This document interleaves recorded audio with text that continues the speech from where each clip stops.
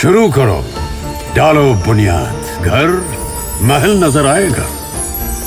Wonder लाइए, wonder अपनाइए, फर्क नजर आएगा। वंडर सीमेंट, फर्क नजर आएगा। नमस्कार, मैं हूं रविंद्र जैन और आप देखना शुरू कर चुके हैं सबकी खबर। आज हम मध्य प्रदेश में सरकार कैसे चल रही है, आज हम मध्य प्रदेश में प्रशासन कैसे काम कर रहा है, इन कुछ महत्वपूर्ण बिंदुओं पर आज बात करेंगे देश के मध्य प्रदेश के बड़े पत्रकार अरुण दीक्षित जी से। लेकिन उसके पहले मैं संक्षिप्त भूमिका बता देता हूं। दरअसल मध्य प्रदेश में पिछले 7-8 दिन के यदि आप अखबार उठाएंगे, आप खबरें देखेंगे तो आप चौंक जाएंगे कि आखिर मध्य प्रदेश में हो क्या रहा है, सरकार चल कैसे रही है। कल शाम को आपने देखा होगा कि जो बिंद क्षेत्र का महूगंज जिला है, उस जिले के विधायक है प्रदीप पटेल। प्रदीप पटेल अपने जिले के एडिशनल एसपी के पैरों में दंडवत प्रणाम कर रहे हैं और वो पूछ रहे हैं क्या हो गया, तो वो कहते हैं कि आप तो गुंडे बदमाशों से मेरी हत्या करा दीजिए, लेकिन हमारे यहाँ जो नशे का कारोबार है वो बंद कराइए। समस्या कुछ नहीं है, गुंडों से आप मेरे को मरवा दीजिए। सर मेरे ऐसा मत करिए सर, ऐसा कौन से गुंडे आ रहे हैं? अरे क्या सारे गुंडे चारों तरफ हाहाकार मचा है। उन्होंने बोला है कि मैं तो एडिशनल एसपी आदमी ने बोला है बड़ी बड़े कत्ल करके आए, कोई नाम नहीं। क्या बात कर रहे हो आप? बोले वो आप हमको बता रहे हो, आप बताओ कि क्यों ऐसा करते हो। हमने तो ऐसा कुछ नहीं किया। क्या वाकई बिंद में नशे का कारोबार है, और यदि है तो इसके लिए दोषी कौन है? लंबे समय से बिंद में भारतीय जनता पार्टी का शासन और प्रशासन दोनों हैं। उसके बाद दूसरी खबर आप लगातार पिछले 5 दिन से पढ़ रहे हैं कि मध्य प्रदेश में सबसे बड़ा ड्रग्स का जो जखीरा पकड़ा गया है, भोपाल में फैक्ट्री पकड़ी गई है, उसका जो मुख्य आरोपी है हरीश अंजना, उसके तमाम फोटो मंत्री जी के साथ मिले, उप मुख्यमंत्री जगदीश देवड़ा जी के साथ मिले हैं।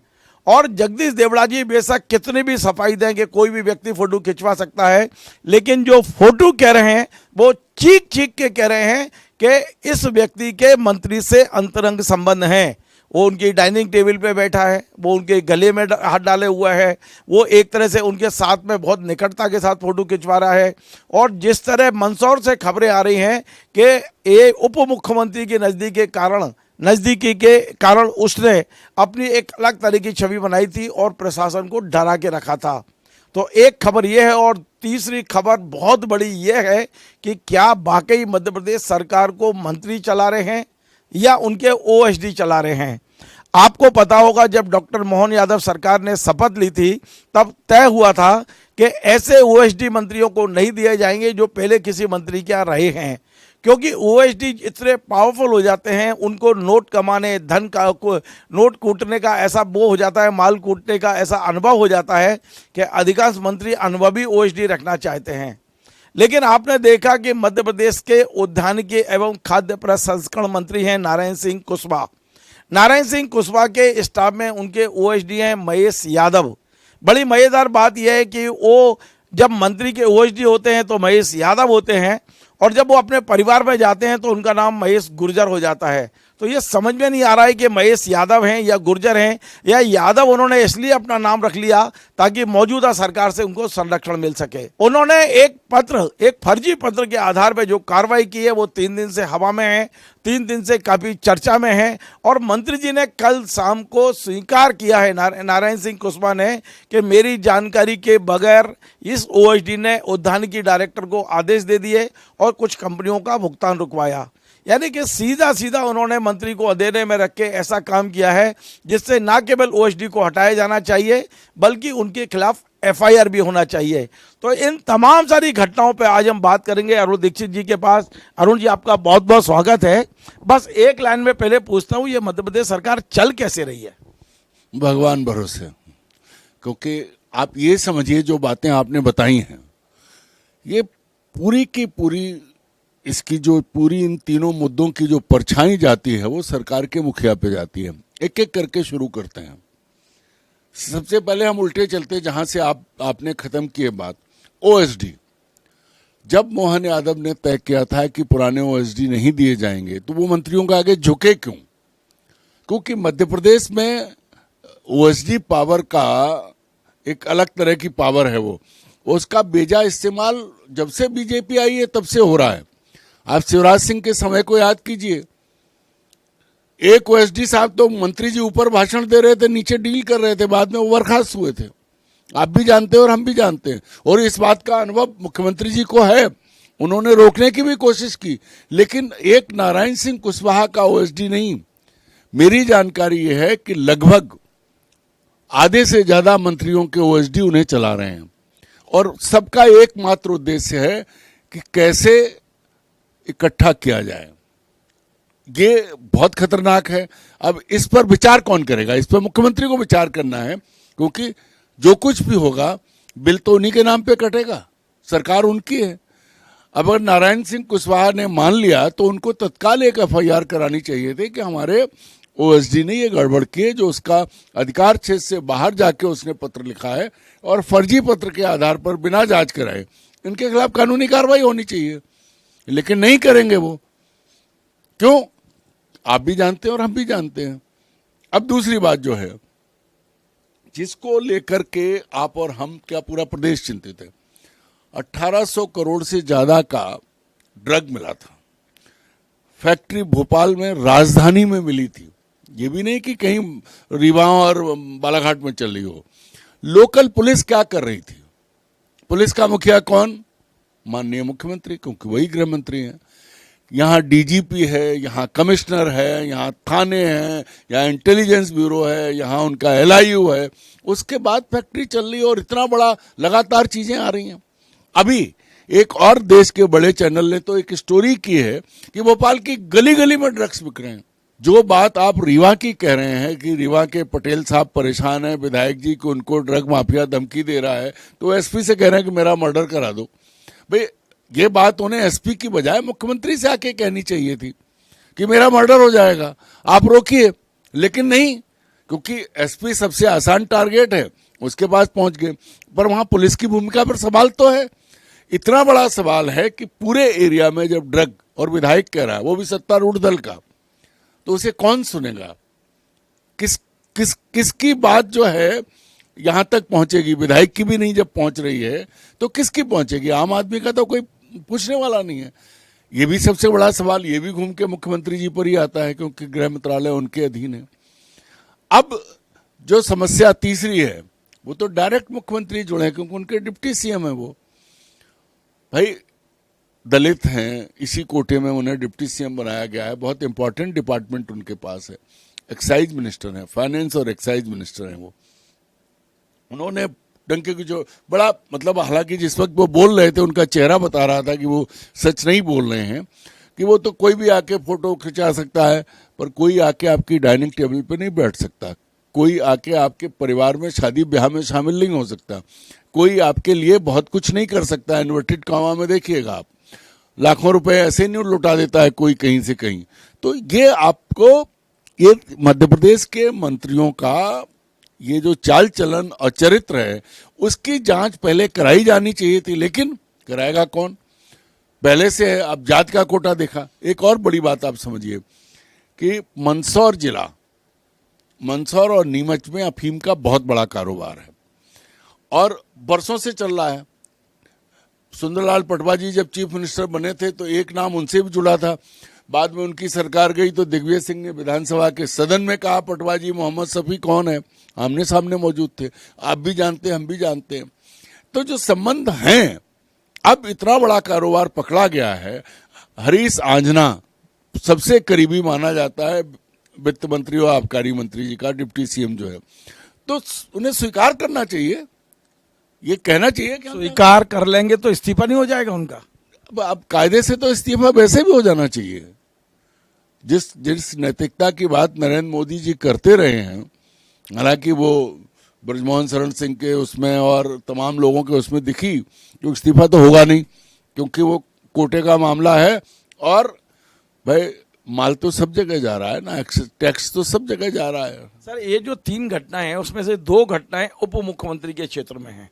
मऊगंज वाला इलाका पूरा उप मुख्यमंत्री का क्षेत्र है, और चर्चा तो यहाँ तक है कि उप मुख्यमंत्री खुद परेशान हैं कि वहाँ नशे का कारोबार इतना फैल गया है कि पिछले दिनों खबर आई थी कि वो उत्तर प्रदेश के मुख्यमंत्री से निवेदन करने गए थे कि यूपी से जो आ रहा है कोरेक्स करके कौन सा एक नशेला वाला है तो वो उसको रोका जाए।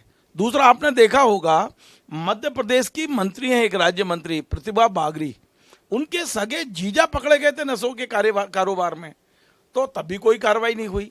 तो इस तरह यदि मंत्रियों के फोटो नशे के कारोबारियों के साथ मिलेंगे, एक महिला मंत्री के जीजा जी उसमें पकड़े जाएंगे और सरकार हाथ पे हाथ धरे बैठी रहेगी तो कैसे रुक पाएगा ये नशे का कारोबार।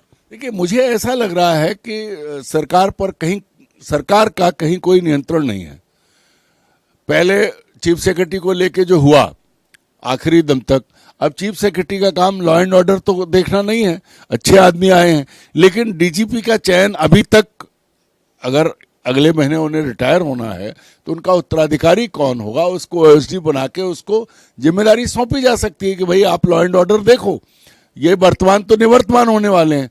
लेकिन कहीं कोई सुनवाई नहीं, जब एडीजी इंटेलिजेंस नहीं तो गृह विभाग कैसे चल रहा है? ये निर्णय लेने की स्थिति में भी तो नहीं है, वो तो दिल्ली से पूछा जाएगा डीजीपी किसको बनाना है। नहीं तो तैयारी तो करो, ऐसा ना हो कि मध्य प्रदेश में, देखिए जो आप समझ लीजिए उड़ता पंजाब जो कहा गया था, मध्य प्रदेश उड़ता मध्य प्रदेश हो गया। भोपाल में आप अपना कैमरा घुमाएंगे तो फुटपाथ पे आपको बैठे लोग नशा करते मिलेंगे, और ऐसे वीडियो हैं, मैं आपको भेज दूंगा, बैठे आराम से इंजेक्शन लगा रहे हैं, कह रहा है साला करोड़पति नशा नहीं कर सकता, भोपाली गालियों के साथ इंजेक्शन लगा रहे हैं, 4 लड़के बैठे हैं। क्यों गली गली में नशा बिक रहा है, किस वजह से, इसको कौन रोकेगा? इससे पहले नहीं हुआ कभी। पहले ये होता था कि नर्मदा खुद रही है, जमीनों को हो रहा है, लेकिन युवा पीढ़ी को बर्बाद करने का काम नहीं हो रहा था। ये अभी पिछले कुछ महीनों से शुरू हुआ है, और अगर ये नहीं रुका तो आप ये मान लीजिए कि पूरा मध्य प्रदेश नशे की गिरफ्त में जाएगा, और नशे से जुड़े अपराध बहुत गंभीर होते हैं। ये जो फैक्ट्री पकड़ी गई भोपाल के शहर के भीतर, ये कैसे आई, इसके लिए कौन जिम्मेदार है, उस इलाके में क्यों नहीं खबर हुई, इसकी तो जांच अभी तक घोषित तौर पे नहीं हो रही है। अरुण जी, एक बड़ा सवाल ये भी है कि वो जो ओएसडी वाली मामला कल से अपन चर्चा में कर रहे हैं कि ओएसडी ने एक फर्जी पत्र के आधार पर बिना जांच किए कंपनी का वो रुकवा दिया, पेमेंट रुकवा दिया, और मंत्री जी कह रहे हैं मेरी संज्ञान में ही नहीं है, मुझे तो अभी पता चला जब हम लोगों ने खबरें चलाई। तो अब 24 घंटे बीत गए हैं, ओएसडी के खिलाफ अभी तक ना हटाने की कार्रवाई, ना चिट्ठी भेजी गई है। तो आपको लगता है कि मंत्री संतरी सब मिलके फिर बचा लेंगे एक भ्रष्ट ओएसडी को? देखिए सबसे बड़ी चीज है कि मंत्री को ये कहने के साथ कि मुझे नहीं पता था, तो या फिर मंत्री इस्तीफा दें, कि अगर उनके मंत्रालय में उनका स्टाफ क्या कर रहा है और उन्हें नहीं पता है और इतने ही भोले हैं तो मंत्रिमंडल कैसे चलाएंगे? अगर एक अफसर जो राज्य सेवा का भी नहीं है शायद, वो अगर जो है इस तरह के काम कर रहा है और मंत्री जी को कुछ पता नहीं है, मंत्री जी जो हैं वो बहुत नाराज हुए थे पिछली बार जब उन्हें मंत्री नहीं बनाया गया था, तो वो जो हैं वो अगर ये नहीं जान पा रहे कि उनका स्टाफ क्या कर रहा है और क्या हो रहा है, और फर्जी, ये भी नहीं कि कोई उचित शिकायत होती, कोई सही शिकायत होती, अगर शिकायतकर्ता सामने आता और कहता कि ये हो रहा है, ये हुआ है, आप अपने आप, इसका मतलब है वसूली रैकेट और सब शामिल है उसमें। भाई अगर कंपनियों का पेमेंट रुकेगा तो कंपनियां कहाँ जाएंगी? मंत्री जी के ओएसडी के पास जाएंगी, क्योंकि उसके ऑर्डर पर रुका है, मंत्री जी का ऑर्डर नहीं है। और मुझे तो तरस आता है उन डायरेक्टर महोदय पर जिन्होंने इस चिट्ठी का संज्ञान ले लिया। उन्होंने ये जानने की कोशिश नहीं की, क्योंकि वो तो उस ओएसडी से तो ज्यादा बड़ा पद होता है। सर ये भी तो हो सकता है डायरेक्टर ने ही वायरल कराई हो, उनको समझ में आ गया होगा ये मंत्री के ओएसडी को सबक सिखाना जरूरी है। अब ये तो अंदर की राजनीति, आप बेहतर बता सकते हो, क्योंकि आज की तारीख में जो तलवारें चल रही हैं, तो कुरुक्षेत्र तो बना हुआ है वल्लभ भवन, महाभारत तो वहां हो रहा है। सर एक और बड़ा सवाल ये है कि विधायक, भारतीय जनता पार्टी का विधायक और बड़ा समझदार प्रदीप पटेल, उन्हें ये नौटंकी करने की जरूरत क्यों पड़ी? मैं थोड़ा वीडियो भी दिखाता हूं अपने दर्शकों को, किस तरह वो कल एडिशनल एसपी के कक्ष में घुसते हैं महूगंज में और सीधे दंडवत लेट जाते हैं, और लेट के कहते हैं कि वो पूछते हैं क्या बात है, बोले आप तो हमारी हत्या करा दीजिए, सारे गुंडे बदमाश हमारे ऊपर छोड़ दीजिए। ये नौटंकी वहाँ करने की जरूरत क्या है? जबकि उन्हें तो मुख्यमंत्री निवास में आना चाहिए सीधे, मुख्यमंत्री नहीं सुने तो संगठन के पास जाना चाहिए। जब मुख्यमंत्री और संगठन ना सुने तब ये नौटंकी, तो आपको लगता है कि उनकी कहीं सुनवाई नहीं हो रही तो अब वो जाके सीधे पुलिस वालों के पैरों में गिरे हैं? समस्या क्या समस्या कुछ नहीं है, गुंडों से आप मेरे को मरवा नहीं दे। सर मेरे ऐसा मत करिए सर, ऐसा नहीं मत करिए। देखिए, आपने अपनी बात कही, उसी में सारी बात आ गई। अगर मुख्यमंत्री ने सुना होता, अगर सरकार ने अपने विधायक की बात सुनी होती, तो उन्हें ये काम नहीं करना पड़ता। कोई किसी के पैरों पे नहीं पड़ना चाहता आज की तारीख में, और लाखों लोगों के द्वारा चुना गया विधायक अगर एक पुलिस अफसर के सामने लेट रहा है, तो इसका साफ साफ मतलब है कि उसकी कहीं सुनवाई नहीं हो रही। वो कह क्या रहा है भाई, उस इलाके में ड्रग्स का कारोबार है, नशे का कारोबार है, और वो लोग, खबर ये है कि वो लोग विधायक को धमकी दे रहे हैं, तो विधायक जाएं कहाँ भाई? अगर पुलिस सख्ती कर ले तो नहीं हो सकता कारोबार। अब कारोबार करने वाले विधायक को धमका रहे हैं, विधायक पुलिस से रिक्वेस्ट कर रहे हैं, कोई सुन नहीं रहा है, तो पांव पे लेट गए कि आप मरवा दो भाई। बाद में जांच हो तो कम से कम ये तो रहेगा कि पुलिस ने मरवाया, कोई घोषित रहेगा। लेकिन ये बहुत गंभीर बात है। एक विधायक को, सत्तारूढ़ दल के विधायक को अगर ये सब करना पड़ रहा है, तो मुख्यमंत्री कहाँ है, सरकार कहाँ है? क्यों नहीं सुनवाई हो रही? और क्या हुआ, क्यों नहीं देख रहे हैं? देखना चाहिए। सर, ये आखिरी सवाल मेरा, आप लगभग 4 दशक से जर्नलिज्म में हैं। माननीय मुख्यमंत्री मध्य प्रदेश के मोहन यादव जी को इन पूरी परिस्थितियों से इस प्रदेश को उभारने के लिए क्या सलाह देना चाहिए? क्योंकि वाकई हम एक दूसरे दुश्मन होकर काम करेंगे तो कोई समाधान नहीं है। हमारे पास जो जानकारियां हैं, हम यदि मुख्यमंत्री तक पहुंचाएं, उनको बोलें कि आप ये करिए, शायद 10 में से एक आध बार आपकी मानी जाए और इस मध्य प्रदेश का हित हो। तो आज इन तमाम सारी परिस्थितियां जो हम आज बड़े गंभीर विषयों पर बात कर रहे हैं, मुख्यमंत्री को आप क्या सलाह देना चाहेंगे? देखिए रवीन जी, मैंने आपसे पहले भी कहा था, हम कोई उनके सलाहकार नहीं हैं, उन्हें हमारी सलाह की जरूरत नहीं है। लेकिन मध्य प्रदेश के नागरिक की हैसियत से एक बात और देखा है मैंने, कई मुख्यमंत्री देखे हैं, कई राज्यों के देखे हैं। मुख्यमंत्री जी, हर काम आप नहीं कर सकते। हर जगह अगर आप अपना हाथ डालेंगे तो ये नहीं हो पाएगा। आप मुख्यमंत्री हैं, मुख्यमंत्री बन के रहिए। आप गृह मंत्री बने हुए हैं, तो फिर गृह मंत्री की तरह भी काम करिए। आप एक जिले के प्रभारी मंत्री भी बन गए, आप गृह मंत्री भी बन गए, आपके पास सरकार की आंख कान वाला जनसंपर्क मंत्रालय भी है, और हर मंत्रालय पे सवाल उठ रहे हैं। कहीं ना कहीं मुख्यमंत्री की जो टीम है, जो सलाहकारों की टीम है, वो उन्हें सही सलाह नहीं दे रही है। अगर सही सलाह उनकी टीम दे रही होती तो वो एग्जीक्यूट करते, काम करके दिखाते। मुख्यमंत्री के सामने चुनौतियां, जमीनी चुनौतियां तो हैं, मंत्रिमंडल की भी चुनौतियां हैं। उनसे ज्यादा अनुभवी और वरिष्ठ लोग उनके मंत्रिमंडल में हैं, और ये सब चीजें मुख्यमंत्री का कद घटा रही हैं, मुख्यमंत्री की छवि खराब कर रही हैं, और इसके लिए मुख्यमंत्री और उनके सलाहकार जिम्मेदार हैं। मुख्यमंत्री को चाहिए कि सख्ती से, अखाड़े में जो दांव पेच दिखाते हैं, गदर मुगदर घुमाते हैं, उससे काम नहीं चलने वाला है। कानून व्यवस्था को ठीक कीजिए। अगर मंत्री ने शिकायत नहीं की तो मुख्यमंत्री की हैसियत से ओएसडी को हटाइए। शिवराज सिंह ने बर्खास्त किया था कि नहीं किया था, याद होगा उन्हें। और विधायक को बुला के कहें, पूछें कि क्या बात है। अगर आप मुख्यमंत्री होकर ये नहीं करेंगे तो फिर क्या करेंगे आप? और महाकाल का पुत्र आप अपने आप को कहते हैं, तो आप, उनसे बड़ा तो निर्णायक कोई है ही नहीं। उसको आप, उनको आदर्श मान के ही काम करिए। सर, छोटे छोटे 2 सवाल अचानक मेरे दिमाग में उमड़े। मैं सोच रहा हूं कि अपने दर्शकों के लिए उनका भी जवाब ले लूं आपसे। सवालों का खजाना है, वो बढ़ते ही रहते हैं आपके मन में सवाल। सर, एक ये है कि लगभग 1 महीना होने को आ गया, 15 दिन से ज़्यादा हो गए, मध्य प्रदेश में खुफिया विभाग के चीफ का पद खाली पड़ा है। और ये कितनी बड़ी वो, मैं 40 साल से जर्नलिज्म कर रहा हूँ, पीएचक्यू की रिपोर्टिंग कर रहा हूँ, मैंने कभी नहीं देखा कि एडीजी इंटेलिजेंस का पद इतने दिनों तक खाली रखा जाए। निर्णय नहीं कर पा रहे। संचालक लोगो अभियोजन का पद खाली पड़ा है, वहाँ आपने एक अस्थायी गृह मंत्री को गृह सचिव को चार्ज दे दिया है। तो एक ये सवाल है मेरा, और दूसरा भी मैं अभी पूछ लेता हूँ कि मध्य प्रदेश में प्रशासनिक मामलों के सबसे ज़्यादा अनुभवी मंत्री हैं कैलाश विजयवर्गीय। कोई माने ना माने, उन्होंने दूरी बना ली है सरकार से। वो कभी महाराष्ट्र चले जाते हैं, नागपुर चले जाते हैं, और कैबिनेट की बैठक हो रही है सिंग्रामपुर में, दमोह में, और वो इंदौर में बाढ़ कार्यालयों में बैठ के अपना भूमि पूजन कर रहे हैं। तो ये कैलाश विजयवर्गीय का सरकार से दूरी बनाना और इंटेलिजेंस का पद खाली रहना, इसे आप कितना गंभीर मान रहे हैं? देखिए, पद तो गृह मंत्री का भी खाली है, और मैंने आपसे पहले कहा था ना कि पहले अफसर चुन लेना चाहिए था ताकि मैसेज जाए। मुझे लगता है कि समझ में नहीं आ रहा है कि सरकार चल कैसे रही है। ये जो घालमेल हो रहा है, ऐसा या तो सिर्फ इसलिए कि मुख्यमंत्री को उतना अनुभव नहीं है, या मुख्यमंत्री के फैसले वो अपने आप खुद नहीं कर पा रहे हैं, दिल्ली कर रही है। सबसे बड़ी चीज ये है कि कैबिनेट में जो पद हैं, जो विभाग हैं, एक आदमी सब कुछ नहीं कर सकता।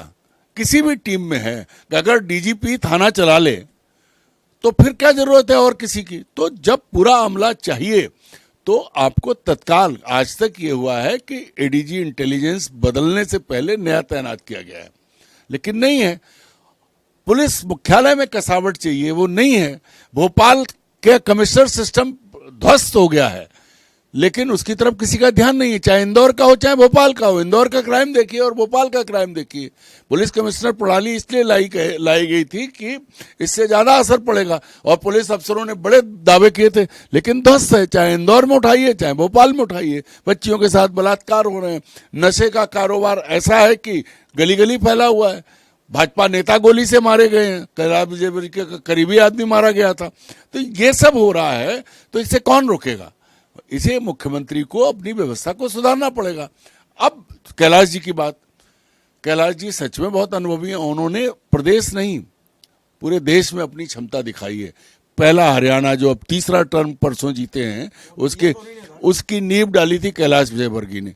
ठीक है, बीजेपी में जो मुखिया हैं उन्हें कोई भी ऐसा आदमी पसंद नहीं है जो उनसे बेहतर काम करके दिखा सके, इसलिए आज कैलाश हाशिए पर हैं। और होना ये चाहिए था कि उनको क्यों बनाया मंत्री? नहीं बनाया था पिछली बार तो भी चलता। जब मंत्री बनाया है तो काम करने का मौका तो दो। जिस इंदौर से वो आते हैं वहां मुख्यमंत्री जी का पूरा हस्तक्षेप है। तो कैलाश आत्मसम्मान में विश्वास करते हैं, ऐसा मैंने 30 साल में देखा है। वो अपनी हैसियत नहीं भूले, हर दिवाली को अपनी दुकान पे बैठते हैं। लेकिन ये भी है कि आज इंदौर में कैलाश को अपमानित करने का जो खेल चल रहा है, वो बहुत दिन अगर चला तो बड़ी मुश्किल होगी। बहुत बहुत धन्यवाद।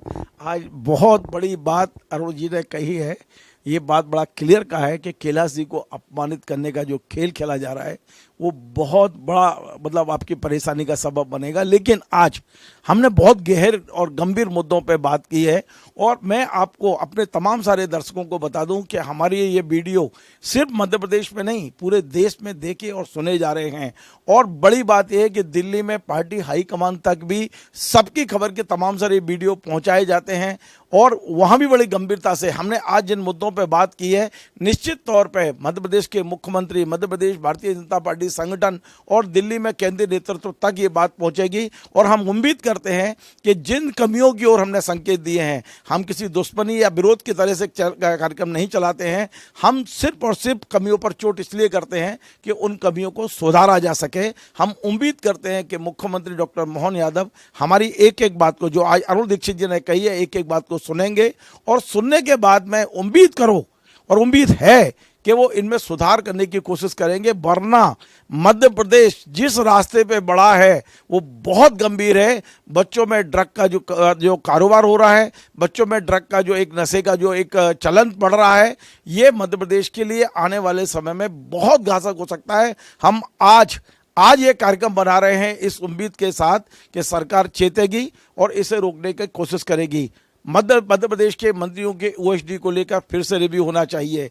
ये हम बार बार मुख्यमंत्री को कह रहे हैं कि आप उन तमाम सारे ओएसडी को हटाइए जो सिर्फ और सिर्फ माल कूटने के उद्देश्य से कुर्सियों पर बैठे हैं।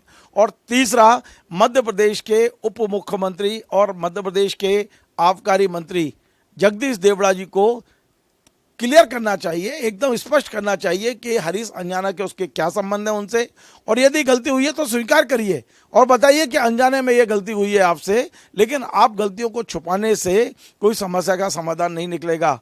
बेशक आप पद पर रहे ना रहे, मुख्यमंत्री आपको रखना चाहे ना रखना चाहे, ये पार्टी का, मुख्यमंत्री का विवेक है। लेकिन जो कुछ मध्य प्रदेश में हो रहा है ये मध्य प्रदेश के लिए बेहद दुखद है, मध्य प्रदेश के लिए हानिकारक है और मध्य प्रदेश के भविष्य को गर्त में ले जाने वाला है। निश्चित ही भारतीय जनता पार्टी का केंद्रीय नेतृत्व इसको गंभीरता से देखेगा। आपको हमारा ये कार्यक्रम पसंद आए तो आप इसे शेयर करें, लाइक करें, कमेंट करें, और आपसे बार बार निवेदन है हमारे इस चैनल को सब्सक्राइब अवश्य करें। धन्यवाद। शुरू करो, डालो बुनियाद, घर महल नजर आएगा। वंडर लाइए, वंडर अपनाइए। फर्क नजर आएगा। वंडर सीमेंट, फर्क नजर आएगा।